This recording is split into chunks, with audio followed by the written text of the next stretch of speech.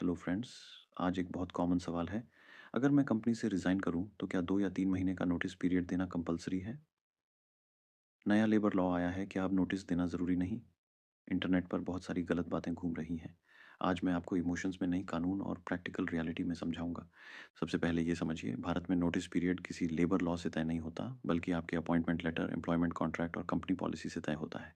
अगर आपके offer letter में लिखा है 30 डेज, 60 डेज, 90 डेज, तो लीगली वही आपकी ऑब्लिगेशन बन जाती है। यानी सिर्फ मेल भेजकर ये नहीं कहा जा सकता कि आज रिज़ाइन किया और आज ही जॉब खत्म।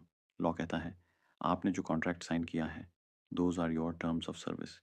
बहुत लोग बोलते हैं नया लेबर लॉ आ गया, अब नोटिस पीरियड खत्म। सच ये है कि इंडिया में 4 नए लेबर कोड्स आए हैं। Code on wages, industrial relations code, social security code, OSH code. इनका मकसद है salary protection, social security, working conditions improve करना। लेकिन इनमें कहीं भी ये नहीं लिखा कि नोटिस पीरियड अब कंपलसरी नहीं रहेगा। नोटिस पीरियड आज भी कॉन्ट्रैक्ट बेस्ड ही है।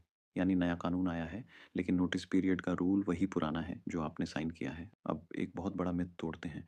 कुछ लोग कहते हैं बस एचआर को मेल भेजो, उसी दिन रिज़ाइन इफेक्टिव।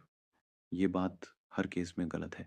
अगर आपने कॉन्ट्रैक्ट साइन किया है और उसमें नोटिस लिखा है, तो कंपनी आपको तुरंत रिलीज़ करने के लिए मजबूर नहीं है। हाँ, कुछ स्पेशल सिचुएशंस होती हैं, सैलरी नहीं मिल रही, टॉक्सिक हैरेसमेंट हो रहा है, कॉन्ट्रैक्ट वायलेट किया जा रहा है, मेडिकल इमरजेंसी है, कंपनी खुद आपको रिलीज़ कर दे। इन केसेस में आप लीगल ग्राउंड पर इमीडिएट रेजिग्नेशन कर सकते हैं, लेकिन नॉर्मल केस में नोटिस या नोटिस पे देना ही पड़ता है। सुप्रीम कोर्ट ने साफ कहा है, अगर एम्प्लॉयमेंट टर्म्स में नोटिस पीरियड लिखा है तो उसका पालन होना चाहिए या नोटिस पे देना चाहिए। सिर्फ एक्सेप्टेंस मेल से सर्विस खत्म नहीं होती। सर्विस खत्म होती है नोटिस पीरियड पूरा होने पर या बाय आउट से। यानी कानून भावनाओं से नहीं, कॉन्ट्रैक्ट से चलता है। अगर आप बिना नोटिस छोड़े चले गए, कंपनी सैलरी रोक सकती है, रिलीविंग लेटर रोक सकती है, रिकवरी कर सकती है, बैकग्राउंड वेरिफिकेशन में इशू आ सकता है, लेकिन आपके पास भी राइट्स हैं। म्यूचुअल सेटलमेंट कर सकते हैं, बाय आउट नेगोशिएट कर सकते हैं, अर्ली रिलीज रिक्वेस्ट कर सकते हैं। अगर एक्सप्लॉयटेशन है तो लीगल नोटिस दे सकते हैं। बेस्ट तरीका है फाइट नहीं, प्रोफेशनल एग्जिट। तो दोस्तों, याद रखिए, नया लेबर लॉ आया है, लेकिन नोटिस पीरियड खत्म नहीं हुआ। नोटिस पीरियड कानून से नहीं, आपके अपॉइंटमेंट लेटर से तय होता है। सेम डे रेजिग्नेशन हर केस में वैलिड नहीं होता।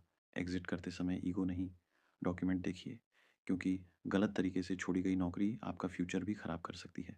अगर आपको ऐसी लीगल जानकारी पसंद आती है तो वीडियो को शेयर करें, और सवाल हो तो कमेंट में ज़रूर लिखें। धन्यवाद।